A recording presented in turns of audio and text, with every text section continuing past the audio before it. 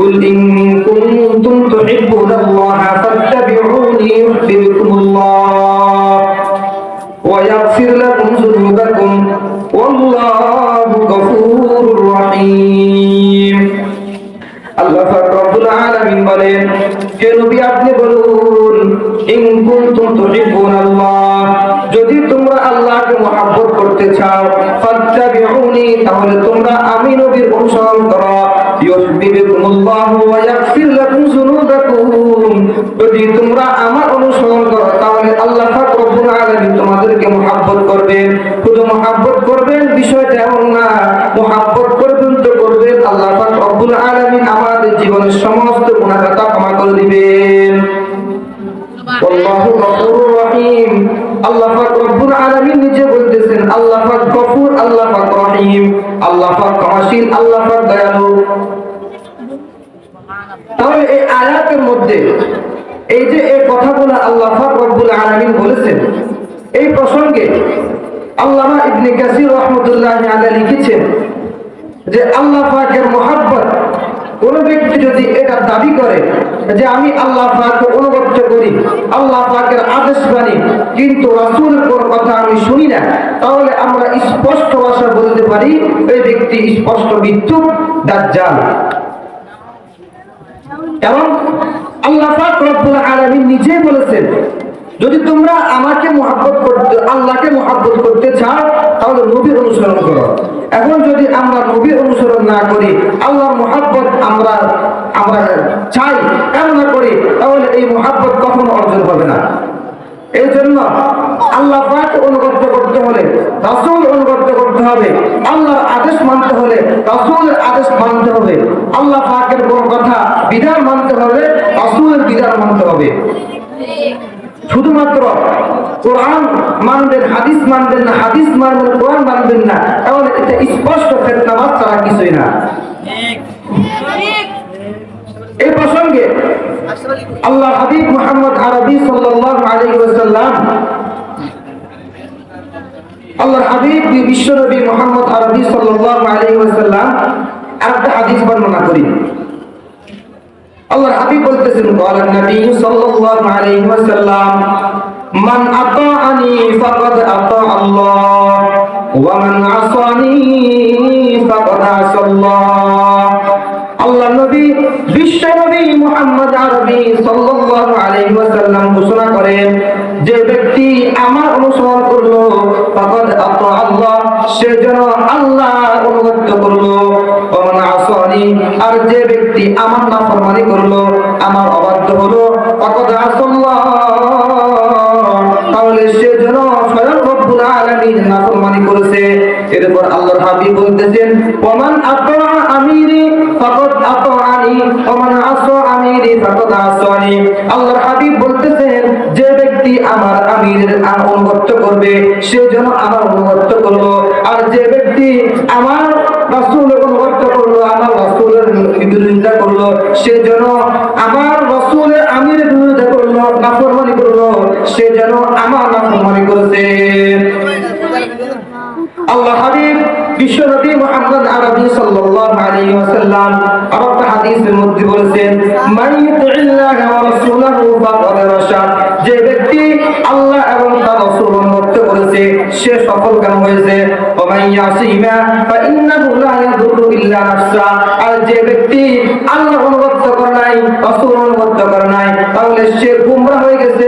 ওয়ালা ইয়াদুররুল্লাহ শাইআ, এবং সে কাউকে কোনো ক্ষতি করতে পারবে না। এই গেল এক নম্বর দলিল।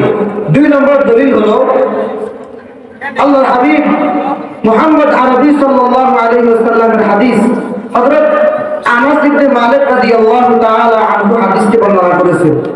ইশকাতুল মাসাবির হাদিস, আল্লাহর হাবিব বলেন, আন আনাস ইবনে মালিক রাদিয়াল্লাহু তাআলা আনহু قال قال رسول الله صلى الله عليه وسلم لا يؤمن احدكم حتى يكون احب اليه من والده وولده والناس اجمعين।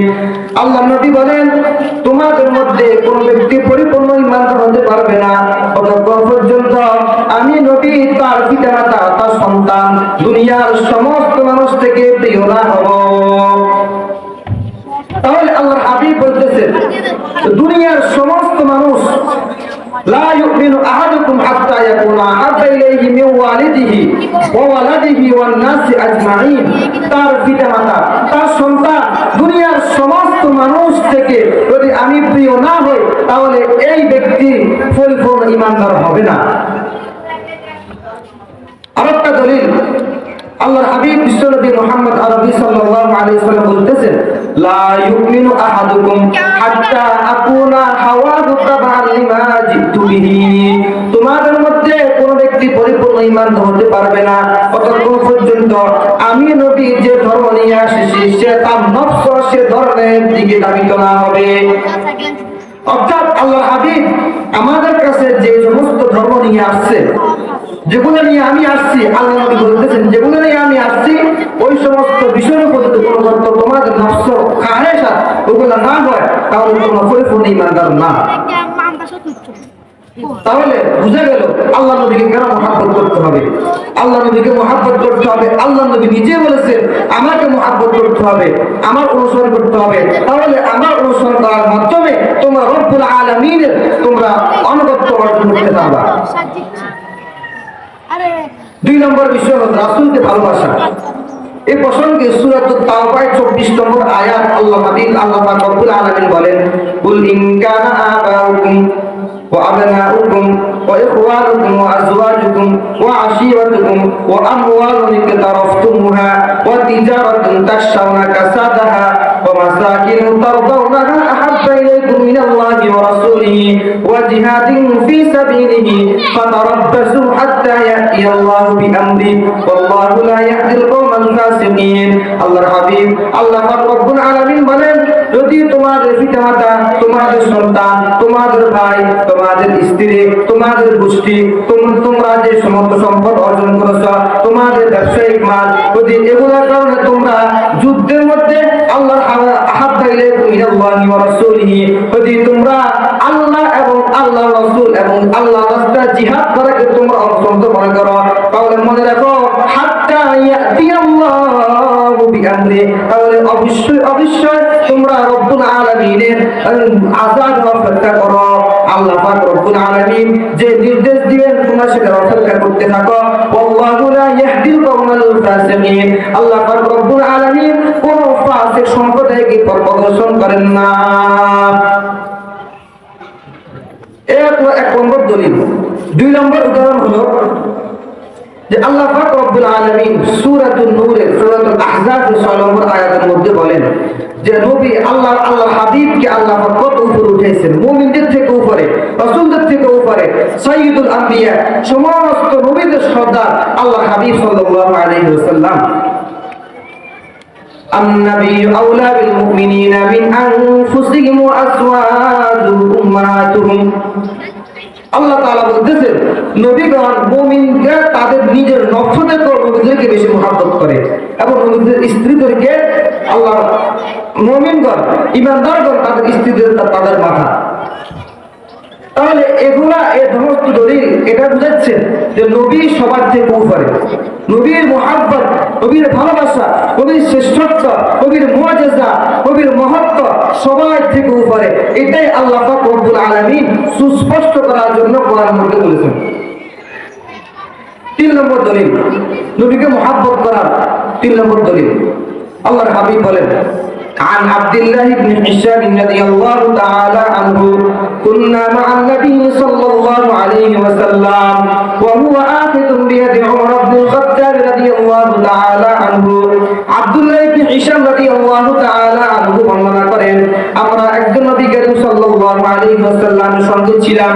এমন অবস্থায় নবী করিম সাল্লাল্লাহু আলাইহি ওয়াসাল্লাম ওমর ইবনুল খাত্তাব রাদিয়াল্লাহু তাআলা আনহুর হাতকে ধরেছেন। فقال له عمر، এরপর উমর রাদিয়াল্লাহু তাআলা আনহু তাকে জিজ্ঞেস করেছেন, উমর রাদিয়াল্লাহু তাআলা তাকে জিজ্ঞেস করেছেন, ইয়া রাসূলুল্লাহ লা আনতা আহাব্বু ইলাইয়া মিন কুল্লি শাইইন ইল্লা মিন নাফসি। আমি উমর ইবনে খাত্তাব রাদিয়াল্লাহু তাআলা আনহু আল্লাহর রাসূলকে বলতেছেন, ইয়া রাসূলুল্লাহ আমি আমার নিকট সমস্ত সব কিছুর চাইতে একমাত্র আপনি প্রিয়, তবে আমার জান আমার নিজে ব্যতীত। فقال النبي صلى الله عليه وسلم এরপর আল্লাহর হাবিব বলেছেন লা কখনোই না ওয়াল্লাযী নাফসি বিয়াদিহি হাত্তা ইয়াকুনা হাব্বা ইলাইকা মিন নাফসিকা, কখনো না ওই সত্তার কসম যার হাতে আমার প্রাণ হয়েছে, হাত্তা ইয়াকুনা আহাব্বা ইলাইকা মিন নাফসিকা, অবশ্যই তোমার নফস থেকেও তুমি নবীকে বেশি মহব্বত করতে হবে। فقال له عمر এরপর ওমর রাদিয়াল্লাহু তাআলা আনহু বলেছেন فإنه الآن والله لأنت أحب إلي من نفسي, এই আল্লাহর রাসূল আমি এখন আমার নিজে থেকে আপনাকে বেশি মহব্বত করি। وقال النبي صلى الله عليه وسلم এরপর নবী করিম সাল্লাল্লাহু আলাইহি ওয়াসাল্লাম বলেছেন الآن يا عمر, এখন ঠিক আছে হে ওমর। তাহলে ওমর রাদিয়াল্লাহু তাআলা আনহুকে আল্লাহর হাবিবের কথা বলেছেন যে ওমর দ্বীনের জন্য, ইসলামের জন্য, রাসূলের জন্য, আল্লাহর মুহাব্বতে, রাসূলের মুহাব্বতে, ইসলামের মুহাব্বতে কত যুদ্ধ করেছেন, কত জিহাদ করেছেন, সংগ্রাম করেছেন। এরপর ওমর রাদিয়াল্লাহু তাআলা আনহুকে আল্লাহর হাবিব এই কথা বলেছেন। তাহলে আমরা যদি আমরা এরকম হতাম তাহলে আমাদেরকে তিনি কি বলতেন? তো যাই হোক, আল্লাহ পাক রব্বুল আলামিন এই সমস্ত বিধান আল্লাহর হাবিব হাদিসের মধ্যে, রাসূল আল্লাহ তাআলা কোরআনের মধ্যে আল্লাহ তাআলার মুহাব্বত, রাসূলের শ্রেষ্ঠত্ব, রাসূলের মুহাব্বত বিভিন্ন জায়গায় উল্লেখ করেছেন। এরপর 4 নম্বর যে বিষয়টা, রাসূলের মুহাব্বত, রাসূলের প্রতি উৎসর্গ করা। আল্লাহ তাআলা বলেন ইন্নাল্লাহা ওয়া মালাইকাতাহু ইউসাল্লুনা আলান নবী, ফেরেশতাগণ রাসূলের প্রতি উৎসর্গ করে। ইয়া আইয়ুহাল্লাযীনা ইন্নাল্লাহা ওয়া মালাইকাতাহু ইউসাল্লুনা আলান নবী, যে সমস্ত ফেরেশতাগণ রাসূলের প্রতি উৎসর্গ করে। এরপর আল্লাহ তাআলা আমাদেরকে বলতেছেন হে মানুষগণ, হে লোকজন, তোমরা রাসূলের প্রতি উৎসর্গ করো।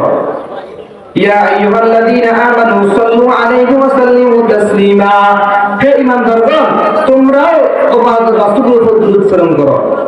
কিন্তু অত্যন্ত আফসোসের বিষয় হলো আজকে রাসূলের মুহাব্বত আমরা তাড়াতাড়ি না করে আমরা ইহুদি খ্রিস্টানদের মুহাব্বতকে আমাদের নিজেদের জানের চেয়ে বেশি প্রিয় মনে করি।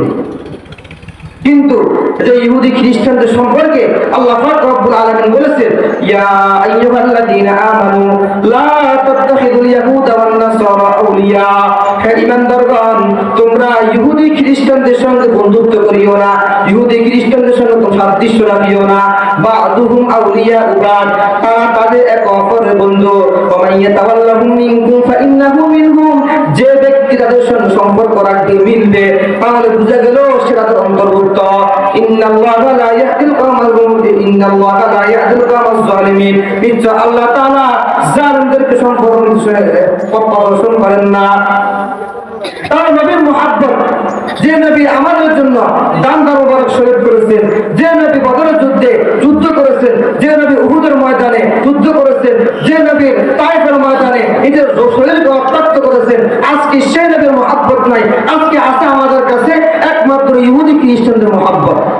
না হয় আমরা ইহুদি খ্রিস্টানদের চুলের মতো চুল কাটি, ইহুদি খ্রিস্টানদের পোশাকের মতো পোশাক পরি, কিন্তু অথচ আল্লাহর হাবিব এই জন্য ইসলাম কায়েম করেন নাই, আল্লাহর হাবিব এই জন্য ইসলাম আমাদেরকে দেন নাই। সাহাবায়ে কেরাম রাদিয়াল্লাহু তাআলা আনহুম আল্লাহর হাবিবের মুহাব্বত, আল্লাহর হাবিবের মুহাব্বত তাদের নিজের জান মাল খরচ করার প্রস্তুত ছিলেন। আবু বকর রাদিয়াল্লাহু তাআলা আনহু, ওমর রাদিয়াল্লাহু তাআলা আনহু, এরকম অনেক বড় বড় সাহাবায়ে কেরাম সবাই আল্লাহ রাসূলের জন্য নিজেদের জীবন দিতে, জান দিতে, মাল দিতে প্রস্তুত ছিলেন। যাই হোক, আল্লাহ পাক রব্বুল আলামিন আমাদেরকে এই সমস্ত কথা, বিশেষ করে আল্লাহর হাবিব এর সুন্নাত, আল্লাহর হাবিবের কথা, আল্লাহর হাবিবের নির্দেশ আমাদেরকে পালন করার তৌফিক দান করো।